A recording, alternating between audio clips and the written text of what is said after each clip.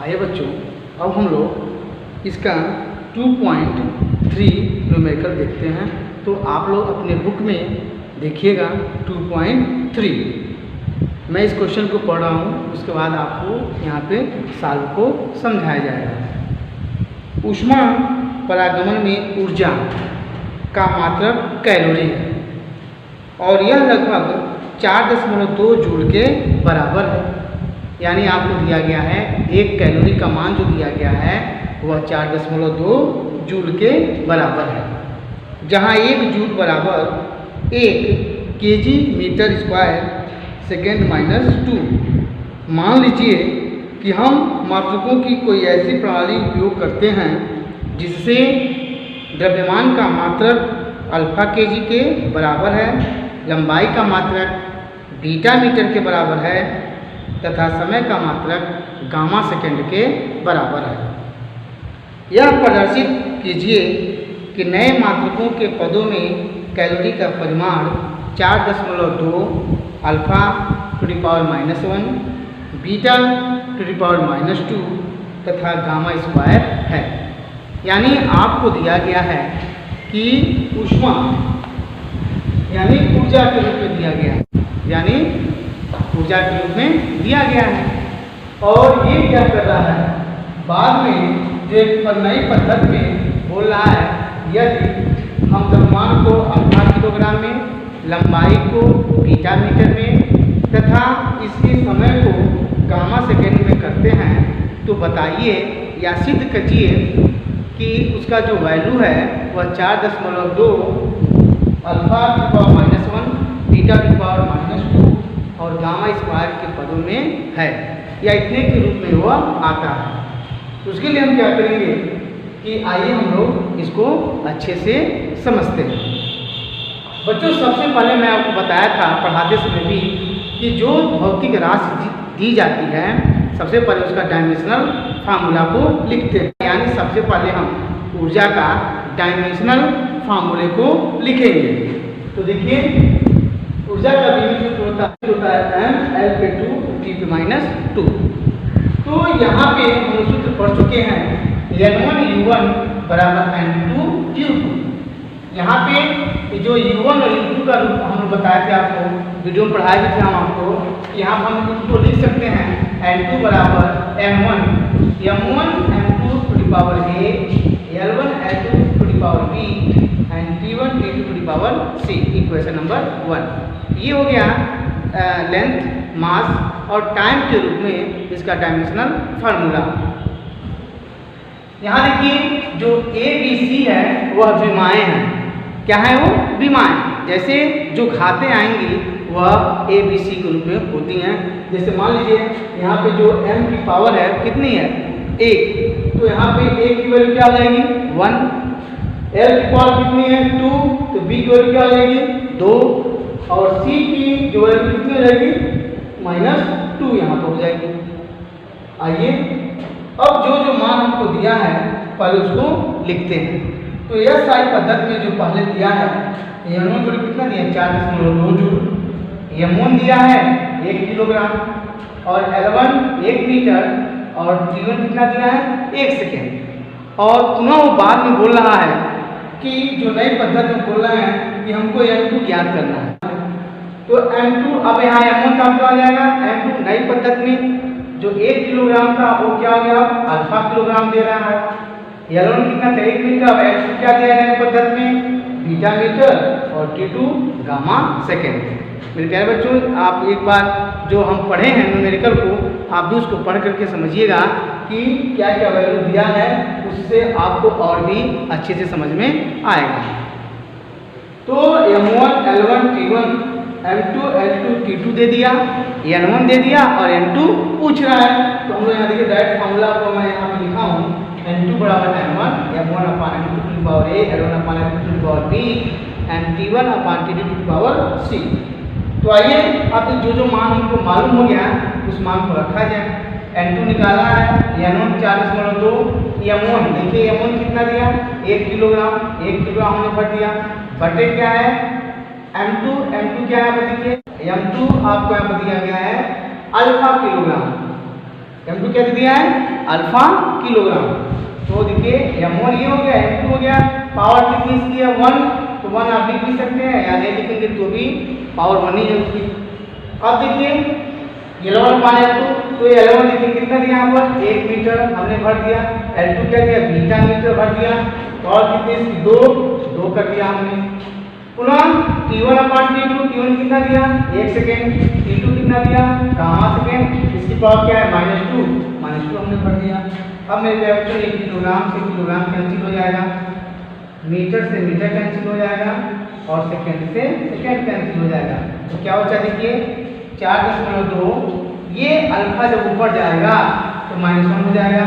यहाँ बीटा है तो यहाँ पर ये स्क्वायर दोनों पर है, तो जब बीटा का स्क्वायर करेंगे और ऊपर जाएगा तो बीटा की पावर -2 हो जाएगा।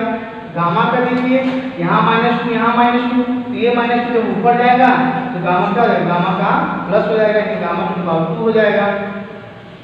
तो अर्थात अब वैल्यू देखो क्या आ गया, ये जो पूछा गया था कि सिद्ध करके बताना था, अर्थात 1 कैलोरी बराबर 4.2 जूल के, और इसकी वैल्यू क्या आ गई 4.2 अल्फा की पावर -1, बीटा की पावर -2 एंड गामा की पावर 2। ये हमको सिद्ध करना था। आइए बच्चों, इसके पहले हम लोग वीडियो में पढ़े थे 2.3 तक का।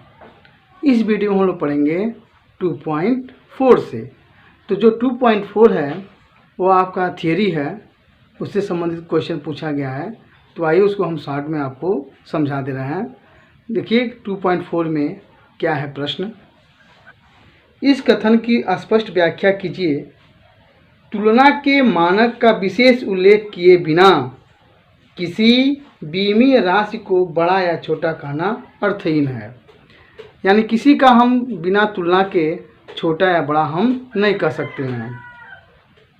इसे ध्यान में रखते हुए नीचे दिए गए कथनों को जहाँ कहीं भी आवश्यक हो दूसरे शब्दों में व्यक्त कीजिए। यानी आपको जो दिया गया है उसको तुलना करके और तब जा कर के इसको दूसरे शब्दों में व्यक्त करना है। यानी समझिए इसमें करना क्या है कि आपको तुलना करके तब इसका आंसर बताना है। जैसे परमाणु बहुत छोटे पिंड होते हैं।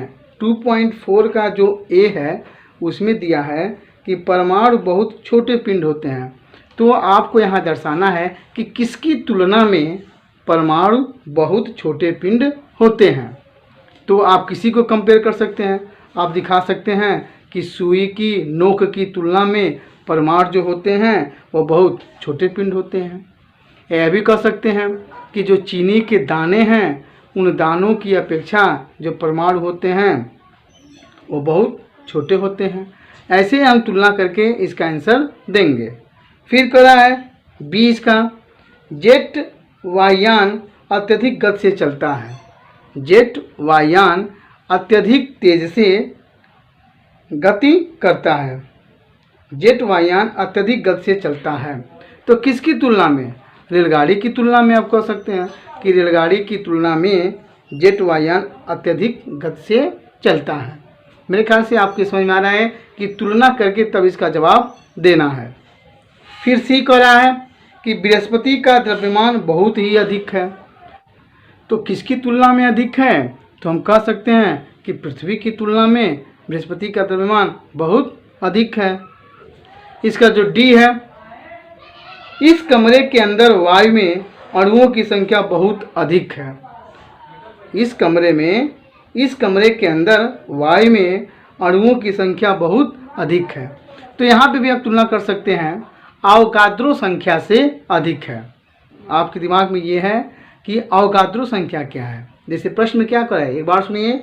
इस कमरे के अंदर वायु में अणुओं की संख्या बहुत अधिक है। किसकी तुलना में बहुत अधिक है? तो इस कमरे में उपस्थित अवोगाद्रो की संख्या से अधिक है। अवोगाद्रो की संख्या होती है 1 ग्राम अणु गैस में उपस्थित अणुओं की संख्या। मेरे क्या समझ में आ गया आपको अवोगाद्रो क्या है? एक बार सुनिए कि इस कमरे के अंदर वायु में अणुओं की संख्या बहुत अधिक है। तो आप बोलेंगे इस कमरे के अंदर वायु में अणुओं की संख्या अवोगाद्रो संख्या से अधिक है। यानी 1 ग्राम अणु गैस में उपस्थित अणुओं की संख्या से अधिक है। इसी को बोलते हैं अवोगाद्रो संख्या।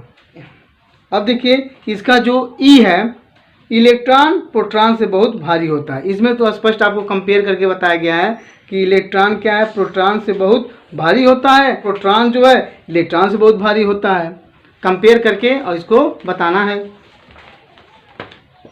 अब इसका देखिए अब क्या है, ध्वनि की गति प्रकाश की गति से बहुत ही कम होती है। यहाँ भी आपको ध्वनि की गति दे दिया और प्रकाश की गति दे दिया है, कंपेयर करके यहाँ पे बताया गया है। तो ध्वनि की गति प्रकाश की गति से बहुत ही कम होती है।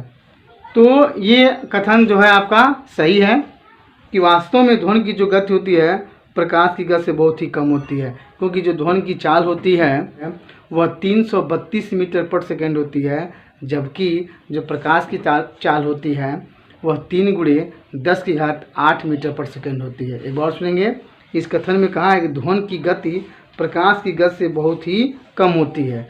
तो ये सही है, ये कथन वास्तव में इसमें चेंज करने की आवश्यकता नहीं है। ये कथन सही है कि जो ध्वनि की चाल होती है वह 332 मीटर पर सेकेंड होती है, जबकि जो प्रकाश की चाल होती है 3 × 10⁸ मीटर प्रति सेकेंड होती है। आइए बच्चों, अब इसका 2.5 को देखा जाए। तो इसमें दिया है लंबाई का कोई ऐसा नया मात्रक चुना गया है जिसके अनुसार निर्वात में प्रकाश की चाल 1 है। लंबाई के नए मात्रक के पदों में सूर्य तथा पृथ्वी के बीच की दूरी कितनी है?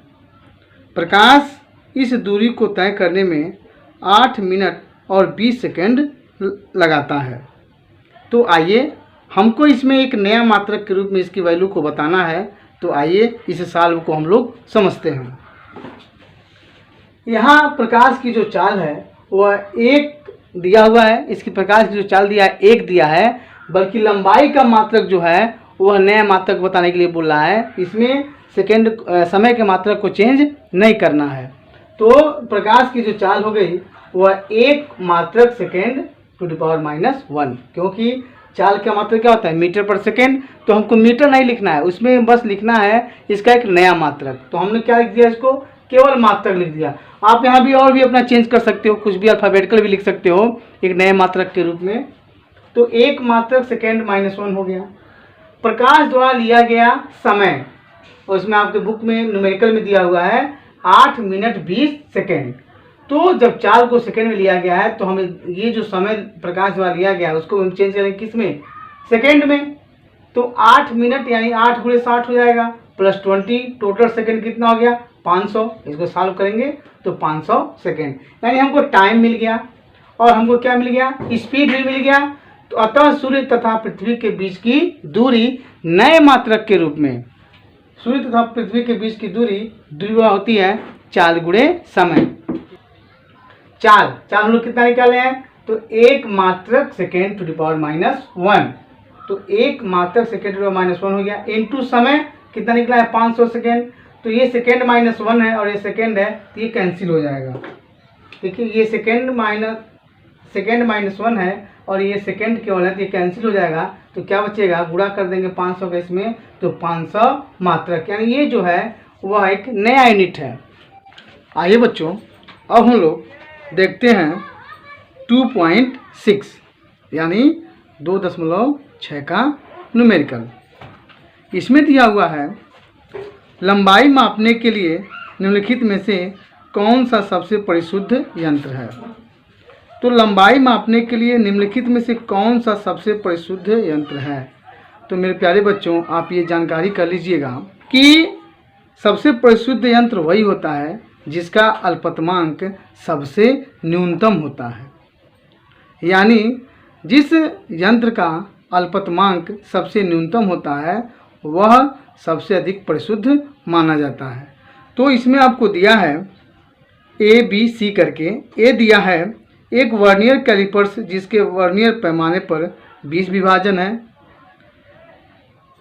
फिर बी दिया है एक स्क्रू गेज जिसके चूड़ी अंतराल 1 mm और वृत्तीय पैमाने पर 100 विभाजन है। कोई प्रकाशिक यंत्र जो प्रकाश की तरंगदैर्घ्य की सीमा के अंदर लंबाई माप सकता है। यानी आपको 3 पूछा है, तीनों में ये पूछा है कौन सा सबसे परिशुद्ध यंत्र है। सबसे पहले मेरे प्यारे बच्चों, इन तीनों का हम अल्पतमांक ज्ञात करेंगे। इन तीनों यंत्रों का अल्पतमांक ज्ञात करेंगे और जिस यंत्र का अल्पतमांक न्यूनतम आएगा वही सबसे अधिक परिशुद्ध यंत्र होगा। तो आइए हम लोग ज्ञात करते हैं इनका अल्पतमांक। तो पहला दिया है वर्नियर कैलिपर्स का अल्पतमांक। मेरे प्यारे बच्चों, वर्नियर कैलिपर्स का अल्पतमांक का फार्मूला होता है मुख्य पैमाने के एक छोटे खाने का मान बटे वर्नियर पर भागों की संख्या। ये याद कर लीजिएगा आप लोग, ये आप लोग प्रैक्टिकल में भी पूछा जाता है कि अल्पतमांक क्या होता है। तो मुख्य पैमाने के एक छोटे खाने का मान बटे वर्नियर पर भागों की संख्या, या उसी को हम लिखते हैं S/N। अल्पतमांक को बोलते हैं हम लोग list count, LC। List count ये होता है LC, लिस्ट काउंट। तो S/N, S क्या है? तो मुख्य पैमाने के एक छोटे खाने का मान जो होता है वह 1 mm होता है, 1 मिलीमीटर होता है। और वर्नियर पर बने भागों की जो संख्या दिया हुआ है वह कितना दिया है? 20। तो 1/20 mm, या डिवाइड करेंगे तो 0.05 mm, या इसको हम लोग सेंटीमीटर में बदलेंगे तो 0.005 सेंटीमीटर। ये किसका लिस्ट काउंट है? तो वर्नियर कैलिपर्स का अल्पतमांक। यानी हमको एक यंत्र का अल्पतमांक हम लोग ज्ञात कर लिए, कितना? तो 0.05 सेंटीमीटर। अब आइए स्क्रू गेज की अल्पतमांक, यानी स्क्रू गेज का जो लिस्ट काउंट होता है, अल्पतमांक कितना होता है? तो उसका फार्मूला होता है चूड़ी अंतराल बटे गोल पैमाने पर भागों की संख्या। तो चूड़ी अंतराल कितना होता है? 1, और गोल पैमाने पर भागों की संख्या आपको कितना दिया हुआ है? 100। तो 1/100 mm, या डिवाइड करेंगे तो 0.01 mm, या इसको लिख सकते हैं 0.001 सेंटीमीटर। यानी हम लोग दो चीज निकाल चुके हैं, एक वर्नियर का लिस्ट काउंट, स्क्रू गेज का लिस्ट काउंट। अब है देखिए प्रकाशिक यंत्र की अल्पतमांक, जो तीसरा यंत्र है। प्रकाशिक यंत्र की अल्पतमांक बराबर होता है प्रकाश की तरंगदैर्ध्य, यानी जो इसका अल्पतमांक होता है वह प्रकाश की तरंगदैर्ध्य होती है। तो प्रकाश की तरंगदैर्ध्य कितना होती है? 5000 एंगस्ट्रॉम, 5000 एंगस्ट्रॉम, और एक एंगस्ट्रॉम में 10⁻⁻10 मीटर होती है। तो 5000 × 10⁻⁻10 मीटर। अब इसको हम चेंज करेंगे सेंटीमीटर में तो 5000 × 10⁻⁻8 सेंटीमीटर, या इसमें से 3 और कम हो जाएगा तो 5 × 10⁻⁻5 सेंटीमीटर, या इसको लिख सकते हैं 0.00005 सेंटीमीटर। यानी ये आ गया आपका प्रकाशिक यंत्र का अल्पतमांक। कितना आ गया? तो 0.00005 सेंटीमीटर। अब मेरे प्यारे बच्चों, आप देखिए तीनों में से सबसे न्यूनतम किसका अल्पतमांक आया? तो प्रकाशिक यंत्र का। प्रश्न ये पूछा था कि कौन सबसे परिशुद्ध है, तो मैं आपको बताया था कि जिस यंत्र का अल्पतमांक न्यूनतम होता है वह सबसे परिशुद्ध होता है। तो कौन है देखिए इसमें? तो सबसे कम किसका अल्पतमांक आया है? प्रकाशिक यंत्र का। तो हम तीनों को देख करके बता सकते हैं, पहले इनकी वैल्यू को ज्ञात करके, यानी तीनों का अल्पतमांक ज्ञात करने के बाद तभी हम बताएंगे कि कौन सबसे परिशुद्ध है। तो कौन सबसे परिशुद्ध है? प्रकाशिक यंत्र।